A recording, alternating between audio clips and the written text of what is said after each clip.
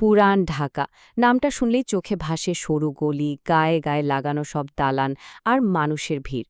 আচ্ছা, বিশ্বের অন্যতম ঘন বসতিপূর্ণ এই এলাকাটা যদি কখনো বড় কোনো ভূমিকম্পে কেঁপে ওঠে, তাহলে কি হতে পারে? আজকের এই আলোচনায় আমরা দেখব সেই ভয়ঙ্কর মুহূর্তে জীবন বাঁচানোর আসল চাবিকাঠিটা কাদের হাতে থাকে।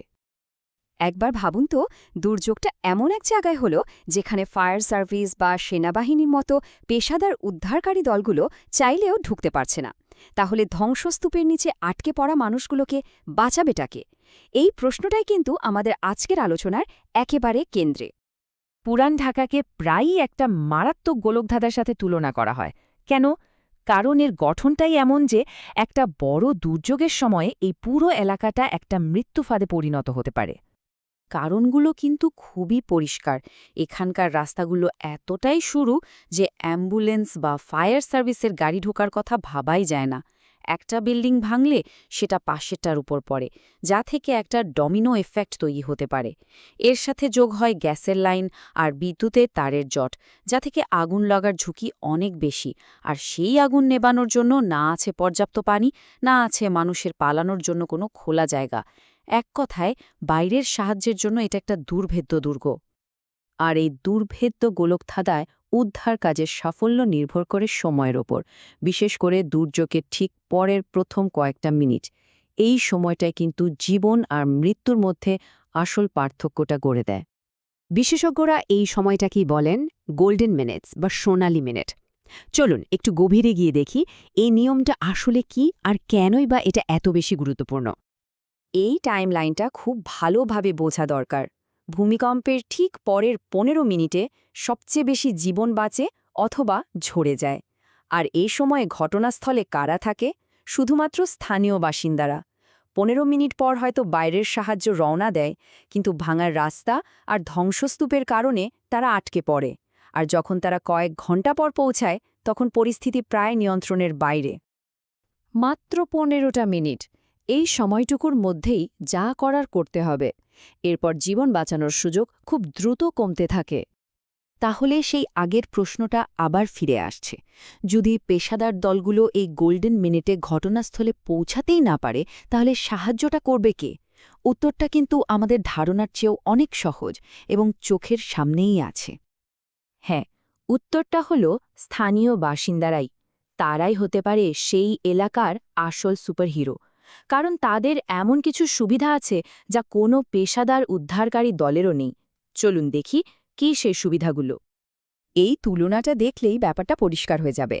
একদিকে ভাবুন বাইরের উদ্ধারকারী দল, যারা ধ্বংসস্তূপে আটকে যায়, ম্যাপ দেখে পথ খোঁজে, আর এলাকার বিপদ বা মানুষ সম্পর্কে তেমন কিছুই জানে না। আর অন্যদিকে স্থানীয়রা, যারা দুর্যোগের সময় ঘটনাস্থলেই উপস্থিত, এলাকার প্রত্যেকটা অলিগলি চেনে, কোথায় গ্যাসের লাইন বা বিদ্যুতের ঝুঁকি আছে তা জানে, এমনকি কোন বাড়িতে কারা থাকে সেটাও তাদের মুখস্থ। তারা মুহূর্তের মধ্যে কাজে নেমে পড়তে পারে। সব মিলিয়ে বললে স্থানীয়দের এই ৫টা প্রধান সুবিধা রয়েছে। তারা সাথে সাথেই হাজির হতে পারে, তাদের এলাকার ভৌগোলিক জ্ঞান অদ্বিতীয়, তারা সবার আগে এলাকাটাকে সুরক্ষিত করতে পারে, প্রাথমিক চিকিৎসা দিতে পারে, এবং সবচেয়ে বড় কথা, তাদের ওপর প্রতিবেশীদের একটা গভীর বিশ্বাস থাকে। আসল কথাটা হলো, পুরান ঢাকার এই গোলকধাঁধা বাইরের কারো কাছে যতটা দুর্ভেদ্য, স্থানীয়দের কাছে ঠিক ততটাই পরিচিত। কারণ এটা তাদেরই চেনা জগৎ, তাদেরই বাড়ি, তারা তো এর মধ্যেই জীবন কাটায়। এখন প্রশ্ন হল, এই সাধারণ মানুষ, এই প্রতিবেশীদের কিভাবে কার্যকর উদ্ধারকর্মীতে পরিণত করা যায়? তাদের এই শক্তিটাকে আমরা কাজে লাগাতে পারি কিভাবে? এর জন্য কিন্তু খুব জটিল প্রশিক্ষণের প্রয়োজন নেই। প্রশিক্ষিত স্থানীয় স্বেচ্ছাসেবকরা দুর্যোগের সাথে সাথে খুব সাধারণ কিন্তু ভীষণ জরুরি কয়েকটা কাজ করতে পারে। যেমন গ্যাসের লাইন ও মেন সুইচ বন্ধ করা, যাতে আগুন না লাগে, এলাকাটাকে আরও বিপদ থেকে বাঁচানো, সাধারণ ফার্স্ট এড দেওয়া, আর আতঙ্কিত মানুষকে নিরাপদ জায়গায় নিয়ে যাওয়া। এই ছোট ছোট কাজগুলোই কিন্তু অসংখ্য জীবন বাঁচাতে পারে। একটা কার্যকর কমিউনিটি টিম তৈরি করা কিন্তু মোটেও অসম্ভব কিছু না। এর জন্য কি লাগে? প্রতিটা মহল্লায় ১৫-২০ জন প্রশিক্ষিত মানুষ, দড়ি, হেলমেট, টর্চের মতো কিছু সাধারণ সরঞ্জাম, এলাকার গ্যাস ও বিদ্যুৎ লাইনের একটা ম্যাপ, আর নিয়মিত অনুশীলন। ব্যাস এটুকুই যথেষ্ট? দেখুন, গুরুত্বপূর্ণ কথাটা হলো বড় কোনো দুর্যোগ মোকাবেলার জন্য সবসময় বিশাল কোনো বাহিনীর প্রয়োজন হয় না। অনেক সময় একদল প্রশিক্ষিত এবং নিবেদিত প্রাণ প্রতিবেশী সবচেয়ে বড় ভূমিকাটা রাখতে পারে। তো এই যে কমিউনিটি ভিত্তিক প্রস্তুতির কথা বলা হলো, এটা আসলে ঠিক কতটা পার্থক্য তৈরি হতে পারে? চলুন এর প্রভাবটা একবার সংখ্যার হিসাবে দেখে নিই। এই ছবিটা দেখলেই ব্যাপারটা একেবারে পরিষ্কার হয়ে যাবে।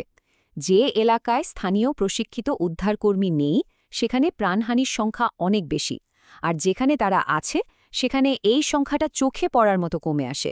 পার্থক্যটা কিন্তু আকাশ-পাতাল। আর এটা কোনো বানানো কথা নয়, এর পেছনে শক্ত গবেষণা আছে। সারা বিশ্বের গবেষণা এটাই বলছে যে কমিউনিটি ফার্স্ট রেসপন্ডার্স বা প্রশিক্ষিত স্থানীয় স্বেচ্ছাসেবকরা থাকলে ঘন বসতিপূর্ণ এলাকায় ভূমিকম্পে মৃত্যুর হার 1/3 পর্যন্ত কমানো সম্ভব। 1/3 সংখ্যাটা একবার ভাবুন। তার মানে প্রতি 3টি সম্ভাব্য মৃত্যুর মধ্যে একটি জীবন বাঁচানো যেতে পারে। কিভাবে? শুধুমাত্র স্থানীয় কমিউনিটিকে সঠিকভাবে প্রশিক্ষণ আর সরঞ্জাম দিয়ে প্রস্তুত করার মাধ্যমে। এটা কিন্তু একটা বিশাল ব্যাপার। শেষ পর্যন্ত মূল কথাটা হলো, একটা কমিউনিটিকে বাঁচানোর সবচেয়ে বড় শক্তিটা আসলে সেই কমিউনিটির ভেতরেই লুকিয়ে আছে। এখন আসল প্রশ্নটা হলো, আমরা সেই ঘুমিয়ে থাকা শক্তিটাকে কিভাবে জাগিয়ে তুলব আর কাজে লাগাবো? এই উত্তরটা আমাদের সবাইকে একসাথে খুঁজতে হবে।